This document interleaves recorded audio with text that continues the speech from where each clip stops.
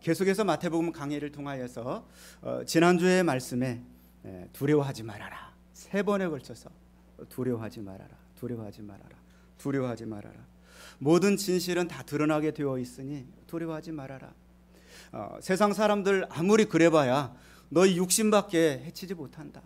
몸과 영혼을 능히 지옥불에 멸할 수 있는 하나님을 두려워하라.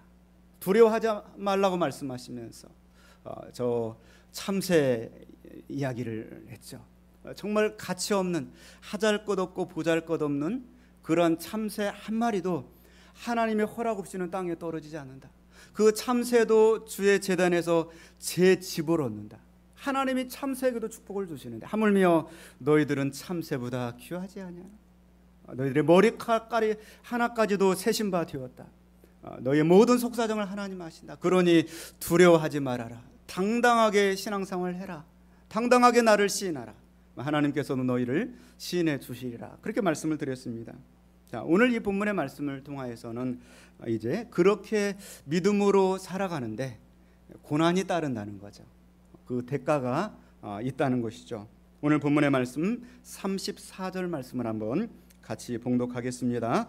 내가 세상에 화평을 주러 온 줄로 생각하지 말라. 아멘. 자, 이 말씀이 잘 나가다가 갑자기 왜 하나님 예수님께서 내가 화평을 주러 온 줄로 생각하지 말라, 화평이 아니라 검을 주러 왔다, 갑자기 이런 말씀하실까요? 예수님은 분명히 이 땅에 화평을 주시러 오셨는데 우리가 다 알고 있는데요. 예수님은 성경에 평화의 왕이다 그렇게 말씀하셨어요. 이사야 9장 6절 말씀 제가 읽어드리겠습니다. 이는 한 아기가 우리에게 낳고 한 아들을 우리에게 주신 바 되었는데 그의 어깨에는 정사를 메었고 그의 이름은 기묘자라 무사라 전능하신 하나님이라 영존하시는 아버지라. 그 다음 말씀에 평강의 왕이라. 예수님은 평강의 왕이신데 왜 화평을 주러 온 것이 아니라 검을 주러 왔다. 예수님께서 태어나셨을 때 누가복음 2장 14절 말씀에도 지극히 높은 곳에서는 하나님께 영광이요 땅에서는 기뻐하심을 입은 사람들 중에 평화로다. 분명히 하늘의 영광, 땅에는 평화, 평화의 왕으로 예수님이 오신 줄을 아는데 왜 예수님께서는 내가 화평을 주러 온 줄로 생각하지 마라, 검을 주러 왔다 이렇게 말씀하실까요? 또한 예수님이 오심으로 이 땅에 인간관계가 평안해지고 하나님과 인간 사이에 막힌 담을 헐어주셨다. 예수님 말씀하시기를 화평하게 하는 자는 복이 있나니 그들이 하나님의 아들이라 일컬음을 받을 것이며, 또 성도에게 주신 최고의 축복이 뭐냐? 그 직책이 바로 화목하게 하는 직책이다. 분명히 고린도서 5장 18절 말씀에 모든 것이 하나님께로서 났으며 그가 그리스도로 말미암아 우리를 자기와 화목하게 하시고 또 우리에게 화목하게 하는 직분을 주셨으니, 구구절절에 예수님은 화평의 왕이고 하늘의 영광 땅에는 평화, 그리고 인간과 하나님 사이에 막힌 담을 허시고 정말 화평하게 하는 자는 하나님의 아들이라 그렇게 일컬음을 받으리라 말씀하시고요. 그리고 또한 우리에게 화목하게 하는 직분을 주셨다 그렇게까지 강조하셨는데, 주는 평화 막힌 담을 모두 하셨네. 주는 평화 우리의 평화. 에베소 2장 14절 말씀에 그는 우리의 화평이신지라 둘로 하나를 만드사 원소된 것 곧 중간에 막힌 담을 자기 육체로 하시고, 얼마나 이 자기 육체를 통하여 우리에게 평강을 주시기를 원하셨다는. 이사야 53장 말씀 5절 말씀에 보면 그가 징계를 받음으로 우리가 평화를 누리고 예수 그리스도를 통하여 우리에게 평화를 주시고자 하셨는데, 예수님이 제자들에게 돈을 준 적이 없어요. 용돈을 써라 준 적이 없어요. 어떤 권력을 준 적도 없어요. 그는 암흑의 이 어떤 읍장을 맡아라 이런 권력을 주신 적도. 예수님께서는 제자들에게 세상이 맛보지 못할 평화를 주신 줄로 믿습니다. 요한복음 14장 27절 말씀에 평안을 너에게 끼치느니 곧 나의 평안을 너에게 주노라. 내가 너에게 주는 것은 세상이 주는 것과 같이 아니하니라. 너희는 마음에 근심하지도 말고 두려워하지도 말라. 세상이 줄 수 없는 평안을 주님이 우리에게 주시는 줄로 믿습니다. 그런데 오늘 갑자기 예수님께서 제자들에게 내가 너에게 주는 건 not peace, but sword, 평화가 아니라 검이다. 이 검은 그냥 어떤 면도칼이나 주방의 칼을 말씀하시는 것이 아니에요. 검이라고 하는 것은 전쟁을 의미합니다. 내가 너에게 전쟁을 주러 왔다. 너에게 내가 분열을 주러 왔다. 분쟁을 주러 왔다. 그렇게 말씀을 하시는 거죠. 어쩌면 우리가 이 말씀을 받아들이기에 당혹스럽고 좀 이해할 수 없는, 왜 이런 말씀을 주시는가? 지금 우리가 이렇게 평화롭게 이렇게 보이지만 사실은 보이지 않는 그러한 영적인 전쟁들이 예수님이 바라보실 때는 이 땅 가운데 가득해 있는 거예요. 죄가 있는 곳에는 절대로 평화가 없습니다. 사탄의 역사가 있는 곳에는 절대로 평화가 없는 줄로 믿습니다. 참 위장된 가짜 평강에 속지 말아라. 그 평화를 깨트리고, 그리고 진짜 하나님의 하늘에서 부어주시는 그 참 평강을 주시려고 예수님이 오셨다고 말씀을 하고 있는 것입니다. 그래서 예수님께서는 평화를 주러 오셨지만은 귀신들을 쫓아내고, 그렇죠, 사탄 권세가 불같이 하늘에서 땅에 떨어지게 하시고, 그리고 혹시라도 이 주님의 사랑하는 제자인 베드로가 사단에 미혹되어서 주여 그리 하지 마옵소서 할 때, 사탄아 내 뒤로 물러가라. 내가 하나님의 일을 생각하지 아니하고 사람의 일을 생각하는도다. 그렇게 꾸짖은 것을 바라볼 수가 있습니다. 진짜 평화는 하늘에서부터 예수 그리스도를 통하여서 이 땅에 부어주시는 평화인 줄로 믿습니다.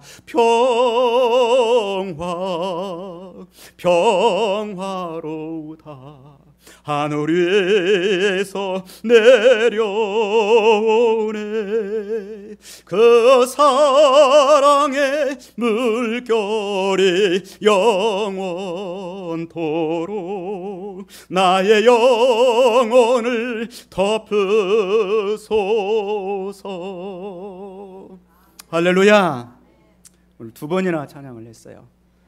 돌리기 쉬운 시간이기 때문에 모험을 하는 겁니다.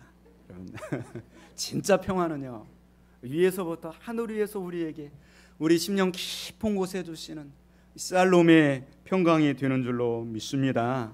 오늘 본문의 말씀의 병행 구절은 누가복음 12장 말씀에도 비슷한 말씀이 있습니다. 내가 세상에 화평을 주러 온 줄로 아느냐? 내가 너에게 이르노니 도리어 분쟁하게 하려 함이로다. 검을 주러 왔노라. 분쟁하게 하려 함이로다. 이후부터 한 집에 5사람이 분쟁하되, 예를 들어 한 집에 5사람이 살고 있는데 셋이 둘과 둘이 셋과 하리니 아버지와 아들과 아들이 아버지와 어머니가 딸과 딸이 어머니와 시어머니가 며느리와 며느리가 시어머니와 분쟁하리라. 심지어는 누가복음 12장 49절 말씀에 내가 이 땅에 불을 던지러 왔노라.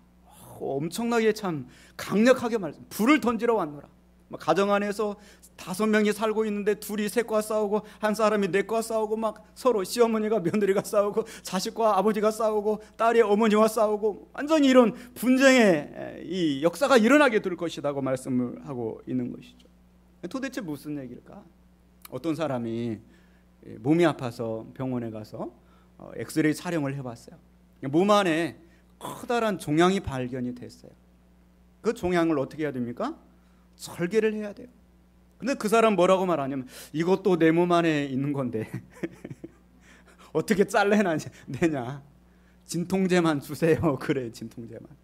여러분, 진통제 매달 먹어서 근본적인 문제가 해결될 수 있나요? 해결되지 않는 거예요. 이 세상이 죄악에 있는 한 악한 사탄과 그의 졸개들이 역사하는 진정한 평화는 있을 수 없는 거예요. 눈에 보일 때 좀 순간 좀 잠잠해 보일 뿐이지, 영적인 전쟁이 계속해서 물밑에서 일어나고 있는 것이죠. 예수 그리스도께서는 이 땅의 모든 죄를 제거하시고 악을 제거하시고 진정한 하늘에서 부어주시는 평강을 우리에게 주시는 평화의 왕이 되시는 줄로 믿습니다. 오늘 본문의 말씀에 35절 말씀 36절까지 한번 계속해서 보겠습니다. 내가 온 것은 사람이 그 아버지와 딸이 그 어머니와 며느리가 시어머니와 사람의 원수가 집안 식구리라. 아멘. 이상근 박사님의 주석에 의하면 본문의 말씀을 주석을 하면서 신앙으로 인한 불화가 제자들의 불가피한 운명이다, 그렇게 이제 주석을 했어요. 아무리 곱씹어봐도 맞는 것 같아요. 내가 믿음을 가지고 정말 믿음으로 살려고 이렇게 할 때 가장 먼저 내게 임하는 건 평화예요. 평화, 마치 바켓으로 물을 담아서 내 얼굴에 팍 부어주는 것처럼 그렇게 하늘의 기운이 막 나에게 밀려오고 내 영혼이 세상이 줄 수 없는 그 평안으로 가득 차요. 그리고 가정에 돌아가면 그때부터 불화가 생기는 거예요. 나는 가족 식구들이 정말 불쌍하고 그래서 어떻게든 전도하려고 하는데 내가 잘못된 것도 아니고 가족 식구들이 잘못된 것도 아니에요. 그런데 예수 그리스도를 받아들이지 않고 복음을 받아들이지 않기 때문에 나도 불편하고 가족 식구들도 불편한 그런 문제가 생기게 되는 것이죠. 오늘 이 본문의 말씀은 예수 믿고 나서 가정에 가서 날마다 싸워라, 가족 식구들을 다 원수 취급을 해라, 마귀 새끼들로 여겨라, 어떤 그런 투쟁을 조장하고 어떤 전쟁을 조장하는 그러야 정말 진짜 신앙이라고 말씀하려고 하시는 그런 말씀이 아닌 것이죠. 가족의 물론 관계가 이 지구상에서 가장 소중해요. 여러분, 지구상에서 가장 소중한 관계가 가족 관계예요. 가족 관계. 그러나 그 가족 관계보다 더 소중하고 더 영원하고 절대적인 관계가 있다는 거예요. 그 관계는 바로 하나님과의 관계다, 믿음의 관계다, 신앙의 관계라고 말씀하고 있는 것입니다. 예를 들어서 아브라함이 100살에 독자 이삭을 얻었어요. 25년 동안 그렇게 기도하고 실패하고 넘어지고 이스마엘을 두기도 하고 그러다가 결국에 믿음으로 아들을 100살에 낳았어요. 아들이 얼마나 예쁜지 몰라요. 그냥 눈에 보아도 아프지 않을 정도로 그렇게 예쁜 거예요. 날마다 아들만 바라보며 사는 거죠. 이전에는 하나님이 바라보시니까 기도하고 하나님께 찬송하고 날마다 그러며 살던, 눈만 뜨면 아들 옆에 가가지고 깍꿍 그러면서 아들만 바라보고 사는 거예요. 그래 하나님께서 안 되겠어요. 어느 날 그의 신앙을 시험하시는 거죠. 창세기 22장 말씀이죠. 여호와께서 이르시되 내 아들 내가 사랑하는 독자 이삭을 데리고 모리아 땅으로 가서 내가 내게 일러준 한 산 거기서 그를 번제물로 바쳐라. 이 번제라고 하는 거는 얼마나 끔찍한지 몰라요. 동물을 잡아놓고 목을 자르고 팔 다리를 다 자르고 배를 갈라요. 내장을 다 긁어내고 그 자리에 기름을 붓고 불살라가지고 완전히 태워버리는 거예요. 번제예요. 그런데 그 자식을 100살에 넣은 그 아까운 그 자식을 날마다 깍꿍하고 그렇게 살았던 자식을 하나님께 번제물로 바치라는 거죠. 자, 신앙의 관계와 가족의 사랑이 충돌합니다. 어떻게 해야 돼요? 둘 다 소중하잖아요. 여러분 같으면 어떻게 하시겠어요? 하나님 너무하십니다. 너무하십니다. 날 차라리 죽이십시오. 그럴 거예요. 그런데 그 다음날 아침에 일찍이 아브라함이 일어나서 번제에 쓸 나무를 준비하고 사랑하는 독자 이삭을 데리고 3일 길을 가는데 모리아산 그 자리가 바로 예수님이 십자가 지신 자리인 줄로 믿습니다. 독자까지 내어주시는 그 하나님의 사랑, 그것이 바로 하나님의 사랑인데 그 사랑에 아브라함이 미치지 못하는 거예요. 그래 시험하신 거죠. 아브라함이 이윽고 그 자리에 제단을 버려놓고 그리고 아들을 결박하여 올리고 칼을 빼어들어서 잡으려 할 때 하늘에서 소리가 나게 되죠. 아브라함아 아브라함아 그 아이에게 내 손을 대지 마라. 그 아이에게 아무 일도 하지 마라. 내가 내 아들 내 독자까지라도 내게 아끼지 아니하였으니 내가 이제야 내가 하나님을 경유하는 줄을 아노라. 할렐루야. 참 하나님께서는 이제야 알겠다고 하시는 거예요. 가족의 그 사랑을 넘어서는 그 영원하고 절대적인 신앙을 확인하기를 원하시는 거죠. 하나님께서. 그리고 이제야 알겠다고 말씀하는 거죠. 구약의 레인들을 바라보세요. 레인들 중에서 특별히 아론 자손의 제사장들은 날마다 성소에서 하나님을 분향하고 예배를 집례를 해야 돼요. 그러다 보니까 민수기 6장 7절 말씀 보니까 그의 부모 형제의 자마가 죽은 때라도 그로 말미암아 몸을 더럽히지 말 것이니 이는 자기의 몸을 구별하여 하나님께 드리는 표가 그의 머리에 있습니다. 분명히 가족을 사랑하는데요. 그런데도 불구하고 사랑하는 부모님이 돌아가시고 형제가 돌아갔는데 그의 시체를 만지지 말라는 거예요. 슬퍼하지 말라는 거예요. 왜요? 하나님 앞에 예배드리는 것이 더 중요하고요. 영원하고 신앙적인 관계가 더 중요하기 때문이라고 말씀하고 있는 거예요. 오늘날 우리가 살아가는 현대는 포스트 마던 시대예요. 어떤 마더니즘적인 어떤 이 절대적인 가치가 다 밀려나가고요. 개인이 우선 시대예요. 개인의 가치가. 그리고 굉장히 개인주의가 되어 있어요.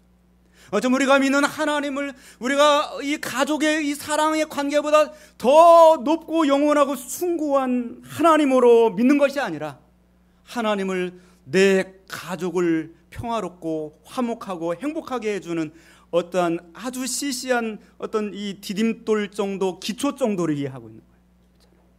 여러분, 우리가 다시 한번 깨어나기를 원합니다. 예수 그리스도를 통하여 주시는 말씀을 우리의 심령에 받아들일 수 있기를 원합니다. 예수 그리스도를 믿음으로 말미암아서 가족에 필연적으로 불화가 오고 또 여러 가지 어려움이 온다고 할지라도 그 고난과 그 어려움이 넘어서야 될 가정에 하나님이 주시는 샬롬을 가져오게 하기 위해서 예수님 우리에게 주시는 사명으로 이해할 수 있기를 주님의 이름으로 축원을 드립니다. 여러분, 예수님의 입장을 한번 생각해 보세요. 예수님은 가난한 집안의 장남이었어요. 성경 말씀 보면 예수님의 그 뒤로 아들이, 형제가 4명이 있었고요. 또한 자매들이라고 복수로 나온 걸 볼 때 최소한 2명 이상의 여동생들이 있었어요. 그러면 예수님의 장남으로서 가난한 집안에서 부모님을, 예수님이 효자였을까요? 아니었을까요? 효자이셨죠. 부모님을, 효도를 지극정성으로 효도하고 동생들을 보살펴야 되는, 어쩌면 가장 역할을 해야 돼요. 그런데 예수님의 공생애가 시작되면서부터 그 일을 할 수가 있어요, 없어요? 할 수가 없어요. 오늘 본문의 말씀은 예수님 자신의 이야기예요. 자신이 독생자로 이 하나님의 그 십자가를 지기 위해서 이 땅에 오셨는데, 육신의 부모님과 육신의 형제들이 함께 있는데 어떻게 해야 돼요? 자기는 불효자식이 되고 또 형제들과 불화할 수밖에 없지만, 그러나 예수님은 신앙의 문제를, 영적인 문제를 더 우선시 하신 줄로 믿습니다. 이거를 예수님 말씀하시는 것이죠.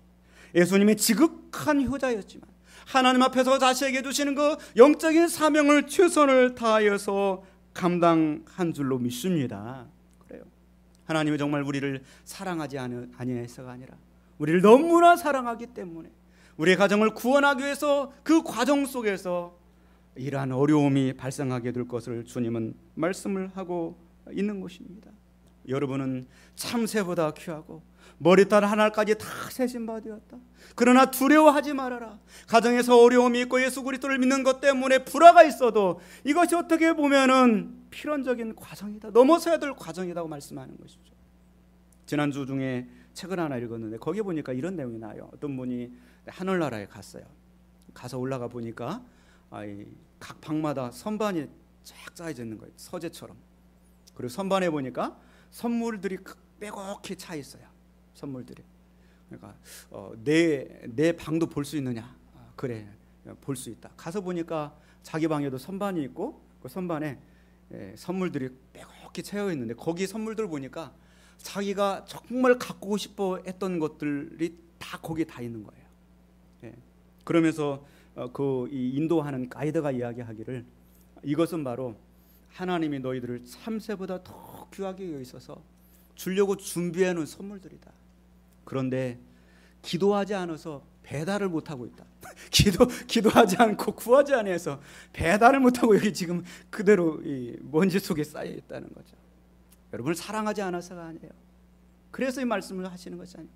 여러분을 너무나 사랑하시기 때문에요. 기도하면서 더 영적으로 살아라. 가족 구원을 위해서 힘써라고 주님 말씀하시는 줄로 믿습니다. 휴가를 마치고 이 목요일 날 오후 한 3-4시경 이제 양재동 저기 고속버스 톨게이트, 고속도로 톨게이트를 지나서 오다 보니까 우리들 교회가 있어요. 김양재 목사님 목양하시는 우리들 교회가 있는데, 거기에 보니까 커다랗게 프레카드 하나를 걸어놨더라고요. 그 프레카드 내용을 딱 보니까 결혼이라고 하는 것은 행복을 위해서 하는 것이 아니라 거룩을 위해서 하는 것이라. 처음에는 제가 이해가 안 됐어요. 왜 저런 말을 써놨을까? 결혼을 행복하기 위해서 하는 거지 뭐 거룩을 위해서 하는 것일까? 그런데 제가 이 말씀을 준비하면서 자꾸 그게 들어오는 거예요. 그 영상이 여운이는. 그러면서 맞는 것 같아. 그 말씀이 맞는 것 같아.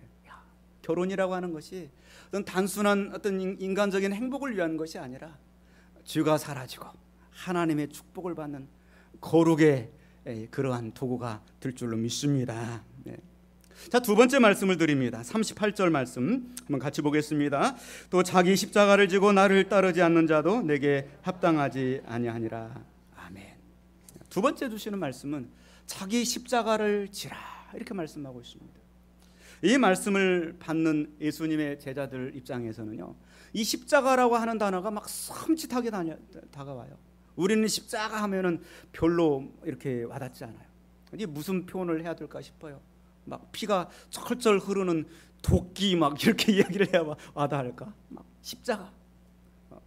예수님 어린 시절에 갈릴리 지역에 민중봉기가 일어났어요. 그래서 그 로마가 이 민중봉기를 일으킨 사람들을 잔인하게 진압을 하는데요, 약 2,000명 정도에 해당되는 갈릴리 사람들, 그 조그마한 동네에 남녀노소를 가리지 않고 전부 다 십자가에 매달아서 처형을 했어요. 그 사람들이 죽기까지 채찍질을 당하고요, 그리고 수많은 이 모멸감과 고통 속에서 자기가 처형당할 그 무거운 30kg 정도에 해당되는 그 십자가 형틀을 메고 자기가 죽을 장소를 향하여 가는 거예요. 그 모습을 예수님 어린 시절에 봤을 거고 예수님의 제자들도 봤을 거고, 그 소문이 쫙 퍼져가지고 십자가 얘기를 하면 막 몸소리가 쳐져요. 그런데 오늘 예수님이 그 말씀을 하시는 거예요. 나를 따라오려거든 자기 십자가를 지고 나를 따라오라, 그렇게 말씀하고 있는 거예요. 십자가라고 하는 것은 고통스러운 것입니다. 너무 무거운 것입니다. 그래요. 아마 여러분 가운데도 오늘 이 자리에 나오면서 이것이 나의 십자가다, 죄송한 표현이지만 남편이 나의 십자가다, 이렇게 느끼는 분도 있을 수가 있고요. 또 어떤 분은 자식이 나의 십자가다, 막 그렇게 느낄 수가 있어요. 그거는 우리 심령 속에서 나에게 무거운 짐이 되고 나에게 괴로운 그런 제목이 되고, 그럴 때 나의 십자가다, 그런 표현을 하는 것이죠. 세상에 많은 사람들은 다 이러한 그늘진 곳이 있는 것입니다. 햇볕이 강하게 비칠 때 반드시 그림자가 나타나는 거예요. 그렇잖아요. 아무리 재물이 많아도 그 사람 속에는 인간으로서 겪는 십자가와 고통과 예환이 있는 거예요. 아무리 건강한 사람도 그 속에는 십자가가 있는 거예요. 아무리 성공한 사람도 그 속에는 십자가가 있는 거예요. 하물며 우리가 예수 그리스도를 믿는다고 할 때 예수 그리스도를 따르는 그 순간에 나에게 주시는 십자가가 있다는 것이죠. 그 십자가를 회피하지 말아라. 그 십자가를 던져버리지 말아라. 그 십자가를 지고 나를 따라오너라, 그렇게 말씀하고 있는 거죠. 예수님이 말씀하실 때는 갈릴리에서 처형당한 2,000여 명의 사람들을 기억하시고요, 예수님이 말씀하실 때는 앞으로 자신이 질 그 참혹한 십자가의 고통을 생각하시면서 나도 너희를 위하여서 내가 이 십자가를 질 터이니 너희도 자기 십자가를 지고 나를 따라오라고 말씀하고 있는 것이죠. 바울 사도를 보세요. 고린도후서 11장 23절 말씀에 그들이 그리스도의 일꾼이냐 정신없는 말을 하거니와 나는 더욱 그러하도다. 내가 수고를 넘치도록 하고 옥에 갇히기도 더 많이 하고 매도 수없이 맞고 여러 번 죽을 뻔하였으니 유대인들에게 40에서 감암매를 5번 맞았으며 3번 태장으로 맞고 1번 돌로 맞고 3번 파선하고 일주야를 깊은 바다에서 지냈으며 여러 번 여행하면서 강의 위험과 강도의 위험과 동족의 위험과 이방인의 위험과 신의 위험과 광야의 위험과 바다의 위험과 거짓 형제 중의 위험을 당하고 또 수고하며 애쓰며 여러 번 자지 못하고 줄이며 목마르고 여러 번 굶고 춥고 헐벗었노라. 할렐루야. 이 십자가가 있다. 편하게 예수 믿으려고 하지 말라는 거예요. 영광이 크다. 그러나 고난을 통과한 영광이다. 예수님이 십자가 지시고 무덤까지 내려가셨다가 하나님의 그를 지극히 높으시며 하나님 보좌 우편에 앉으셨느니라. 예수님이 의자에 앉아 계셔야 편하기 때문에 앉은 것이 아니라 그 영광의 자리 주의를 의미하는 거예요. 여러분 십자가를 지시기를 바랍니다. 교회 안에서 여러분이 섬겨야 될 부분들에 적극적으로 찾아서 기쁨으로 섬길 수 있기를 주님의 이름으로 축원을 드립니다. 고린도서 1장 8절 말씀에도 형제들아 우리가 아시아에서 당한 고난을 너희가 모르기를 원하지 아니하노니 힘에 겹도록 심한 고난을 당하여 살 소망까지 끊어지고 우리는 우리 자신이 사형 선고를 받은 줄 알았으니 이는 우리로 자기를 의지하지 말고 오직 죽은 자를 다시 살리시는 하나님만 의지하게 하심이라. 정말 죽을 뻔한 그러한 고통을 겪으면서도 십자가를 감당했다는 거예요. 이번에 휴가를 보내면서 저는 편안하게 모든 짐을 내려놓고 정말 쉼을 갖고 왔습니다. 그런데 제 빈자리를 채우기 위해서 많은 분들이 이렇게 또 땀을 흘리려 합니다. 우리 장로님 또 설교 열심히 준비해서 해주시고, 또 새벽마다 또 이 자리 빈자리를 지키기 위해서 교회에서 자면서 또 우리 이 새벽 재단을 지키신 분도 계시고요.